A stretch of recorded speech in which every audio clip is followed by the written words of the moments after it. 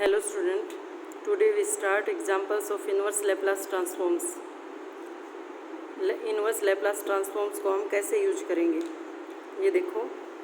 First example क्या दे रखा है, 1/s raise to the power 7/2 ये दे रखा है ना. इसका इनवर्स लैप्लास मतलब लैप्लास इनवर्स ऑफ 1/s की पावर 7/2 निकालना है. और ये क्या होता है, 1/s की पावर n+1 होता है ना, n+1. तो किसका होता है n+1, t की पावर n का. t की पावर n का लैप्लास ट्रांसफॉर्म होता है ना 1/s की power into gamma of gamma की पावर. ठीक है, तो यानी कि क्या फॉर्मूला था, ये देखो 1/s की पावर n, तो क्या होता है t की power n-1 gamma of n, जो t की पावर होती है. यहाँ अगर t की पावर n है तो यहाँ कितना आएगा n+1, जो t की पावर होती है उससे एक बड़ा होता है यहाँ पर, है ना. और ये गामा n इस साइड होता है. ऐसे ही होता है ना, लैप्लास ऑफ टी की पावर n कितना होता है, gamma n+1 divide by S की पावर n+1. ठीक है, अब ये 1/s की पावर दे रखी है, इसका मतलब जो पावर दे रखी है उसमें से एक डिक्रीज होगा ना, जो पावर है n से n-1, क्योंकि यहाँ tn होता है इसलिए n+1 होता है यहाँ पर. ठीक है, यहाँ 7/2 है तो t की पावर इससे एक डिक्रीज होगा ना, और गामा तो सेम रहेगा क्योंकि यहाँ पर क्या होता है, gamma n divide by S की पावर n. तो गामा तो कितना आ जाएगा 7/2, और टी की पावर कितना होगा, जो ये एस की पावर दे रखी है ना उसमें से एक डिक्रीज हो जाएगा. ठीक है, टी की पावर 7/2 -1 हो गया, गामा ऑफ 7/2 हो गया. अब देखो टी की पावर तो कितना बच गया, 7/2 में से -1 कर दिया तो टी की पावर 5/2 बच गया. अब गामा ऑफ 7/2, गामा n क्या होता है, n-1 into gamma of n-1, यही होता है ना. यहाँ गामा n है तो क्या लिखेंगे, n-1 गामा ऑफ n-1, यानी कि 5/2 इंटू गामा ऑफ 5/2. गामा 5/2 को फिर से सोल्व करो, 5/2 -1 कितना बचेगा, 3/2 इंटू गामा ऑफ 3/2. फिर गामा ऑफ 3/2 को फिर से सोल्व करो, यानी कि 3/2 -1 तो कितना बचेगा, 1/2 गामा ऑफ 1/2. और गामा ऑफ 1/2 की वैल्यू कितनी होती है, √π. ठीक है, तो कितना बचेगा, t की पावर 5/2, और इसको सिंप्लीफाई किया यहाँ से तो ये कितना आ गया, 15 डिवाइड बाई 8 को ऊपर ले गए, ये आ गया ना. निकाल लोगे, अगर कुछ भी s की पावर दे रखा तो किस में चेंज हो जाएगा, t की पावर जो पावर है उसमें से एक डिक्रीज हो जाएगा, और गामा ऑफ जो पावर है वो सेम रहेगी. ठीक है, अब देखो नेक्स्ट एग्जांपल क्या दे रखा है, Laplace inverse 1/s sign of 1/s. अब देखो इसका तो हमारे पास कोई डायरेक्ट फॉर्मूला नहीं है, लैप्लास इनवर्स किसका निकालना है, साइन. अगर साइन का फॉर्मूला तो दे रखा होता तो साइन में चेंज कर देते. अब दे ही साइन दिया तो हमने लैप्लास किया था तो किसी का भी आंसर साइन नहीं आया था, साइन का लैप्लास फंक्शन में आया था. अगर यहाँ पर फंक्शन दे रखा होता कुछ एस का कम्बिनेशन तब उसको हम साइन में चेंज कर देते. लैप्लास इनवर्स साइन, इसका हमारे पास कुछ भी नहीं है, इसलिए साइन 1/s को हम क्या करेंगे, इसका एक्सपेंशन खोलेंगे. साइन थीटा का एक्सपेंशन कितना होता है, theta minus theta cube by 3 factorial, theta 5/5 factorial, theta 7/7 factorial, ये होता है ना. इसलिए 1/s साइन 1/s का एक्सपेंशन खोल दिया, 1/s को इसके एक्सपेंशन से मल्टीप्लाई कर दिया, ये आ गया.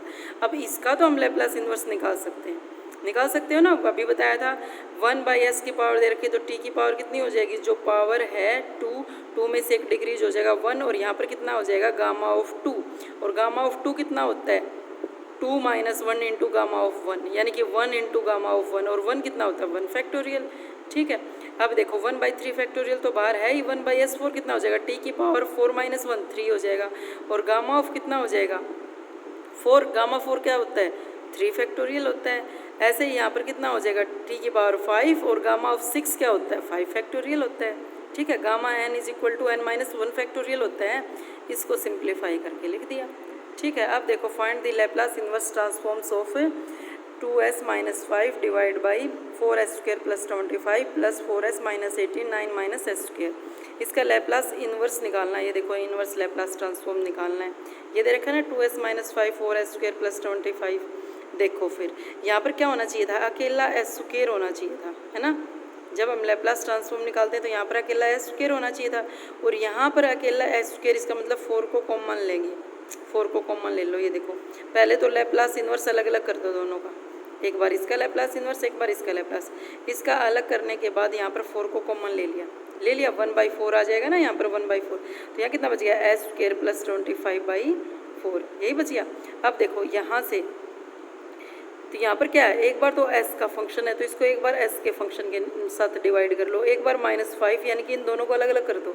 अलग अलग करने के बाद लैप्लास इन्वर्स भी अलग अलग हो जाएगा ना, यानी कि एक बार तो कितना आ जाएगा 2s divide by S square plus 25, एक -5 लैप्लास इन्वर्स कितना हो जाएगा एस स्क्र प्लस 25/4।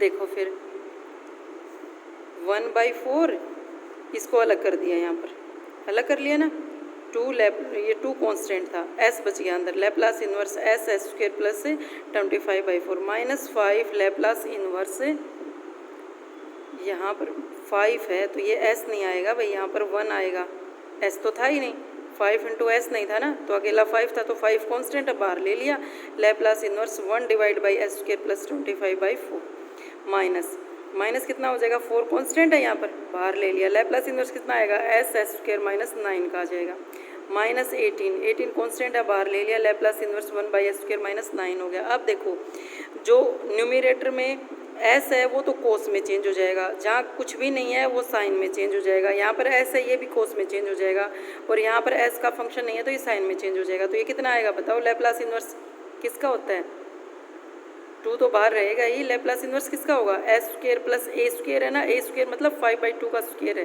तो कितना आएगा कोस ऑफ 5/2 t, ये कितना है साइन है क्योंकि साइन में कांस्टेंट ही रहता है ना, तो ये कितना आ जाएगा, लेकिन कांस्टेंट कितना होगा, जैसे 5/2 का स्क्र है, 5/2 का स्क्र है तो यहाँ पर क्या होना चाहिए 5/2 होना चाहिए, इसलिए क्या करें 5/2 से मल्टीप्लाई कर देते हैं और 5/2 से डिवाइड कर देते हैं, ठीक है, यही होता है ना साइन के फंक्शन में, a divide by S square plus A square, तो a तो है ही नहीं यहाँ पर, तो यानी a कितना हुआ है, a का स्क्र 5/2 का स्क्र, तो इसलिए 5/2 से मल्टीप्लाई कर देते हैं और 5/2 से डिवाइड कर देते हैं, तो ये साइन में चेंज हो जाएगा 5/2 t में।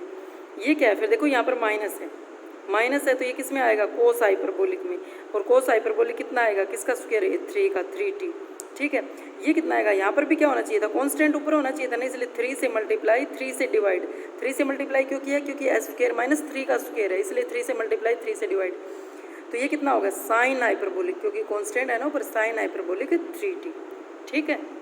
ये देखो फिर 1/4 2 कोस ऑफ 5/2t -5, 5/2 से मल्टीप्लाई डिवाइड किया था ना, मल्टीप्लाई वाला तो इसके अंदर इंक्लूड हो गया, डिवाइड वाला ये रहा, ऐसे ही -4 कोस हाइपरबोलिक 3t, और ये देखो 3 से मल्टीप्लाई किया था वो तो इसमें इंक्लूड हो गया, 3 से डिवाइड, अब इसको सिंप्लीफाई करके लिख दिया, ठीक है। ये देखो नेक्स्ट एग्जांपल क्या दे रखा है, find the Laplace inverse transform of 1 + 2s divide by s + 2 square s - 1 का स्क्वायर। ये देखो ये मल्टीप्लाई में फंक्शंस दे रखे हैं, मल्टीप्लाई में फंक्शंस दे रखे हैं, हम उसको फैक्टर करते हैं ना, उसके फैक्टर से ही सोल्व करेंगे, ऐसे लैप्लास इन्वर्स कैसे निकलेगा, क्योंकि अलग अलग होंगे 1/s तभी तो लैप्लास इन्वर्स निकलेगा, ऐसे तो मल्टीप्लाई का हमारे पास कोई फॉर्मूला ही नहीं है, इसलिए इनको अलग अलग करने के लिए क्या मेथड है 1 + 2s है, और डिवाइड बाई s + 2 का स्क्वायर s - 1 का स्क्वायर, तो क्या हो जाएगा a डिवाइड बाई s + 2, फिर कितना, एक बार तो s + 2 हो गया और दूसरी बार क्या हो जाएगा इस s + 2 का square c divide by s + 2 का स्क्वायर, ऐसे ही b डिवाइड बाई कितना है s - 1, फिर s - 1 का स्क्वायर है वो d डिवाइड बाई s - 1 का स्क्वायर, यही हो जाएगा ना, ये लेफ्ट हैंड साइड ये राइट हैंड साइड। अब दोनों साइड इस टर्म से मल्टीप्लाई कर दो, इस टर्म से मल्टीप्लाई करेंगे तो लेफ्ट हैंड साइड में तो कैंसिल होकर कितना बचेगा 1 + 2s, और राइट हैंड साइड में इसी से मल्टीप्लाई किया ना तो s + 2 तो कैंसिल हो जाएगा, कितना बचेगा s + 2 s - 1 का स्क्वायर, प्लस b इंटू में s - 1 कैंसिल आउट हो जाएगा, s - 1 s + 2 का स्क्वायर, प्लस c इंटू में s - 1 का square, plus d into s - 1 square cancel होकर कितना बचेगा s + 2 का स्क्वायर। अब देखो क्या क्या रख सकते हैं यहाँ पर, s की जगह 2 रख सकते हैं, सॉरी -2, और s की जगह 1 रख सकते हैं, s की जगह एक बार 1 रखो, दोनों साइड 1 रखा तो किसकी वैल्यू आ गई d की, अब s की जगह -2 रखो, क्योंकि यहाँ -2 ये भी 0, यहाँ -2 ये भी 0, सिर्फ ये बचेगा, यहाँ -2 ये भी 0, ये देखो c और d की वैल्यू आ गई, c और d की वैल्यू आ गई, c और d की वैल्यू इसमें पुट कर दो, पुट करने के बाद हमें a और b भी तो निकालना है, तभी तो अलग अलग फैक्टर होंगे, a b c d तीनों अननोन है, तीनों की वैल्यू, यहाँ से तो सिर्फ c और d की वैल्यू आई। देखो फिर a और b की वैल्यू कैसे निकालोगे, कंपेयरिंग कोफिशिएंट्स, जब हम कंपेयरिंग कोफिशिएंट्स करेंगे तो a की वैल्यू निकालनी है ना, तो s स्क्वायर तो यहाँ से आ गया और इनटू में s यानी s³ हो गया, एस क्यूब हो गया ना। तो comparing coefficient of S cube on both side, तो कितना आ गया, एस क्यूब एक टर्म यहाँ थी, एक एस क्यूब की यहाँ थी, तो ए प्लस बी इधर है नहीं, तो A plus B is equal to 0 है, यानी ए की वैल्यू कितनी आ गई, माइनस बी आ गई। अब देखो एस क्यूब कर लिया, अब कांस्टेंट को कंपेयर कर लो दोनों साइड से, यहाँ पर कांस्टेंट कितना बचेगा, 2 इंटू प्लस 1 आएगा ना, S square plus 1 square minus 2s, तो कांस्टेंट में तो प्लस 2 आएगा, 2a हो गया। यहाँ पर कितना आएगा, -1 प्लस 4 यानी कि -4 इंटू बी हो जाएगा। यहाँ कितना आएगा, प्लस सी आएगा। यहाँ पर कितना आएगा, 4d आएगा। ये देखो लेफ्ट हैंड साइड में कांस्टेंट कितना है, 1 है। सी और डी की तो वैल्यू रख दो, यहाँ पर ए की जगह क्या रख दो, माइनस बी रख देंगे, ए की जगह माइनस बी रखते, किसकी वैल्यू आ गई, ए भी 0 आ गया, बी भी 0 आ गया, दोनों की वैल्यू 0 आ गई। तो कितना बच गया, सिर्फ सी और डी, यानी कि इसका पार्शियल फ्रैक्शन जब करेंगे तो ये तो ए और बी तो 0 हो गए, सिर्फ ये आएगा सी और डी की वैल्यू पुट करो, ये आ गया।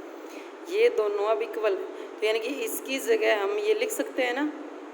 तो अब इसका लैप्लास इन्वर्स निकालना है, तो ऐसे मल्टीप्लाई का तो हमारे पास कोई लैप्लास इन्वर्स का फॉर्मूला नहीं था, इसको हमने पार्शियल फ्रैक्शन करके इसको इसमें चेंज कर लिया। तो अब लैप्लास इन्वर्स यानी कि लेफ्ट हैंड साइड का Laplace inverse, right hand side का लैप्लास इन्वर्स। -3/2 कांस्टेंट बाहर है, तो ये कितना आ जाएगा, 1/s² है ना, 1/s² का तो t आएगा, लेकिन s² की जगह s माइनस ऑफ -2 यानी e की पावर -2t आ जाएगा। ऐसे ही यहाँ पर कितना हो जाएगा, e की पावर t हो जाएगा, और यहाँ पर 1/s² कितना आ जाएगा, t आ जाएगा। ये आ गया इसका फॉर्मूला, हो जाएगा सोल्व। ये लैप्लास इन्वर्स ट्रांसफॉर्म, इस तरह से कोई भी मल्टीप्लाई में फंक्शंस दे रखे हो तो हम उसको पार्शियल फ्रैक्शन में चेंज कर लेंगे। सिमिलरली देखो नेक्स्ट एग्जांपल दे रखा है, Laplace inverse s divide by s plus 1 square s square plus 1। ठीक है, अब देखो यहाँ पर तो देखो जो ये लास्ट वाला एग्जाम्पल था ना, यहाँ पर तो s की कोई पावर नहीं थी, इसका टोटल स्क्वायर था, यहाँ पर भी टोटल स्क्वायर था, s की कोई पावर नहीं थी। ये देखो यहाँ पर s की पावर आ गई। जब 12th क्लास में इंटीग्रेशन किया था तब ऐसे ही पार्शियल फ्रैक्शन किए थे ना, तो a डिवाइड बाई कितना हो गया, s plus 1, b divide by s plus 1 का स्क्वायर, लेकिन c डिवाइड बाई ये फंक्शन नहीं होगा क्योंकि यहाँ पर s स्क्वायर है, तो हम क्या करते हैं, सी एस प्लस डी, ऐसे ही करते थे ना यहाँ पर जब सेकंड पावर है तो c s plus d divide by s square plus 1। अब दोनों साइड इसी जो डिनोमिनेटर में जो टर्म दे रखी है इसको मल्टीप्लाई कर दो, तो राइट लेफ्ट हैंड साइड में तो सिर्फ s बचेगा ना, कंप्लीट कैंसिल आउट हो जाएगा। यहाँ पर सिर्फ s प्लस 1 कैंसिल आउट होगा, s plus 1 s square plus 1 बचेगा, s plus 1 square cancel out होकर अकेला ये बचेगा, और यहाँ पर ये कैंसिल आउट होकर कितना बचेगा, s प्लस 1 का स्क्वायर। ये देखो मल्टीप्लाई करने के बाद ये आ गया। अब देखो s की वैल्यू क्या ले सकते हैं, -1 ले सकते हैं, -1 ही ले सकते हैं बस। s की वैल्यू -1 ली तो s की जगह -1 रखो, क्या आ गया, b की वैल्यू आ गई। अब हमें a b c d, सिर्फ b की आई है ना, a c d की निकालेंगे तो वो कैसे निकालेंगे, सिर्फ कंपेयरिंग कोफिशिएंट से। कंपेयरिंग कोफिशिएंट कर दो, कांस्टेंट टर्म को कंपेयर कर लो, s के कोफिशिएंट को कंपेयर कर लो, s स्क्वायर के कर लो, s क्यूब के कर लो, ठीक है। तो वहाँ से 3-4 इक्वेशंस आ जाएंगी। देखो s क्यूब का कोफिशिएंट ये आ गया, s स्क्वायर का कोफिशिएंट ये आ गया, इसको मल्टीप्लाई करके आपस में मल्टीप्लाई करके सिंप्लीफाई किया, ठीक है, ये आ गया इसकी जगह। तो यहाँ पर इसको क्या लिख सकते हैं, a प्लस सी की जगह कितना आ जाएगा, 0 आ जाएगा। a प्लस सी की जगह 0 आते ही b plus c plus d बच गया ना, ठीक है।